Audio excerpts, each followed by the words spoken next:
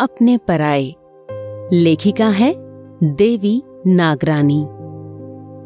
बेपनाह सुख सुविधाओं के बीच पली बढ़ी रजनी, रईस घराने की इकलौती औलाद, शादी करके रणजीत सोढ़ा की पत्नी बनकर जब अपने ससुराल आई तो दरवाजे पर आरती लिए उसे सास मिली, जो बहू का स्वागत करते हुए उसकी बलाएं लेती रही, दुआएं देती रही।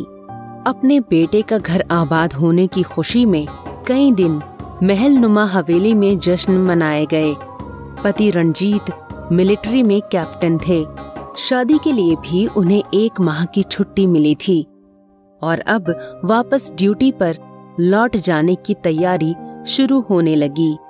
मौका देखकर रजनी रोनी सी सूरत लिए उसके साथ जाने की जिद करने लगी। रणजीत उसे समझाते समझाते थक गया कि वहाँ मिलिट्री कैंपस में औरतों के रहने की इजाजत नहीं, और कोई रास्ता न दिखा तो रणजीत ने हर हफ्ते आने का वादा करते हुए रजनी से विदा ली। फिर धीरे धीरे आने जाने के फासले में इजाफा हुआ। कभी वो महीने में 2 बार तो कभी 2 महीने में 1 बार आने लगा। वो घर बैठे ऊब जाती तो सास को पिता के घर जाने का कहकर अपने दोस्तों से जा मिलती, शामें क्लब में बिताती। धीरे धीरे वो शराब भी पीने लगी और रात देर से घर चली आती। इस तरह और 2 वर्ष बीत गए। आखिर दोनों अपनी अपनी चुनी हुई दिशाओं के लिए निकल पड़े और पीछे रह गई अकेली माँ। रणजीत अपनी मिलिट्री की ड्यूटी निभाते निभाते घर से और रजनी से बेरुख होता गया। रजनी भी उसकी बेरुखी के जहर का जाम पीती रही। फिर वक्त ने करवट कुछ इस तरह बदली कि रजनी उस जहर के एवज शराब पीने लगी और सिगरेट के नशे में मदहोश रहने लगी।